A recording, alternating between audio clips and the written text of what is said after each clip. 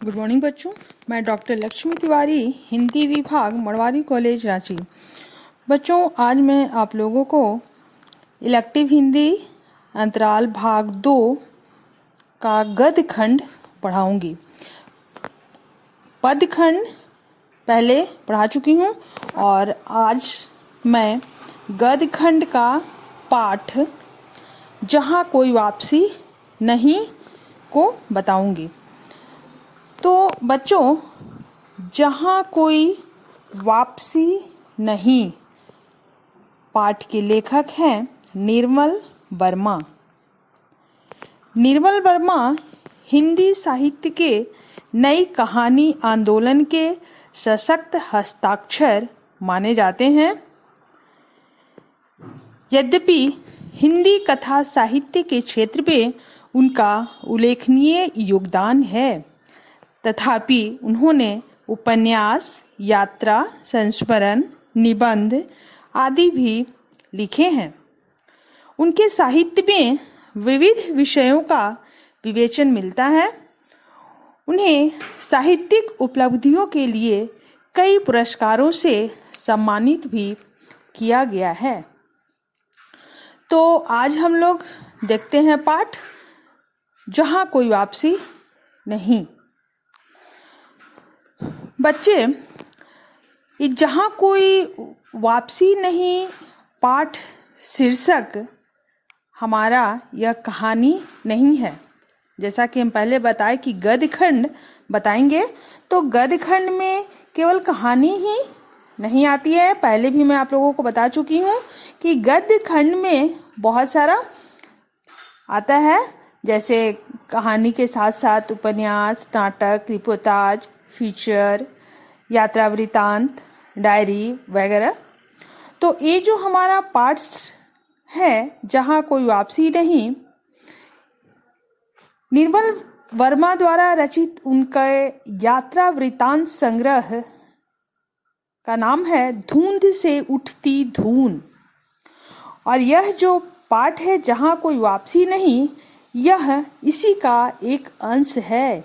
यानी निर्मल वर्मा का यात्रा वृत्तांत संग्रह धुंध से उठती धून का एक अंश है जहाँ कोई वापसी नहीं। बच्चे ध्यान से सुनेंगे। इसमें लेखक ने पर्यावरण संबंधी सरोकारों के साथ साथ विकास के नाम पर होने वाले पर्यावरण विनाश को भी उजागर किया है।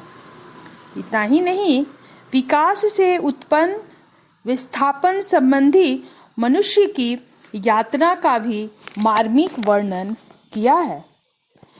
यहाँ लेखक का कहना है कि विकास और पर्यावरण के बीच समुचित संतुलन होना चाहिए और विस्थापन की समस्या उत्पन्न नहीं होनी चाहिए।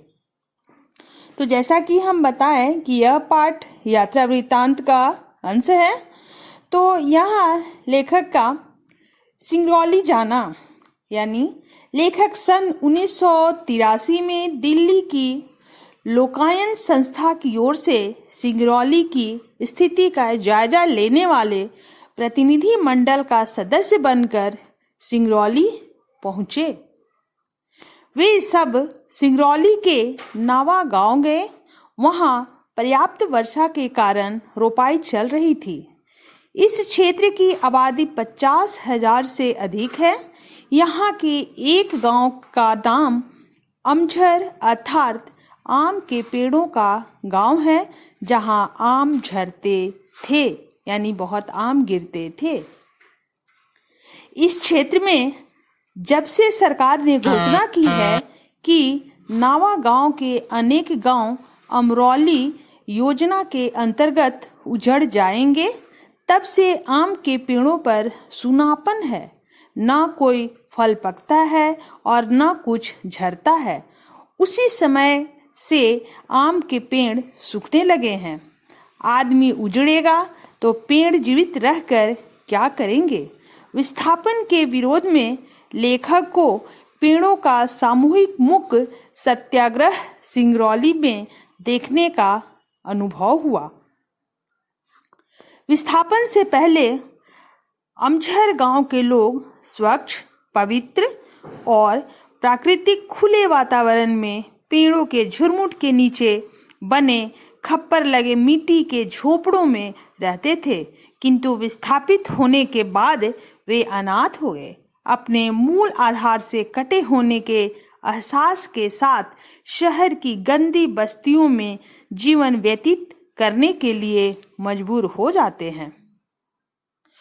वहाँ के लोगों का जो जीवन है, लेखक ने अनुभव किया और ये साझा किया कि सड़क से गांव का प्राकृतिक दृश्य देखने से लगता है जैसे सारा क्षेत्र एक झील है, जिसमें पेड़, झोपड़े, आदमी और पशु आधे पानी में और आधे ऊपर तैरते दिखाई पड़ते हैं।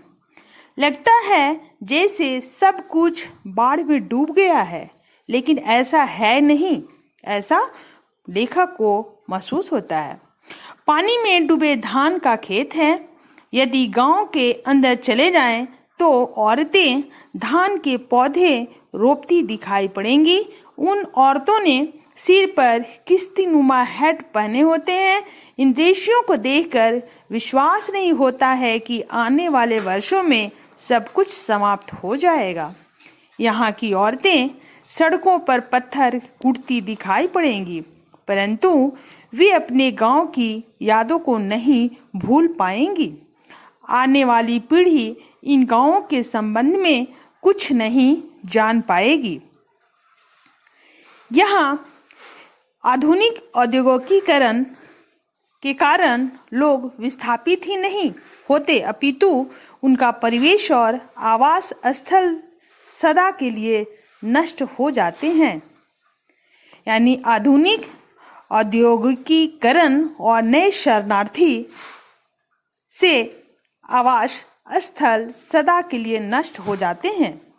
इन लोगों को औद्योगिकीकरण की आंधी ने ऐसा उखाड़ दिया कि वे कभी भी वापस अपने जाने पहचाने परिवेश में नहीं लौट सकते।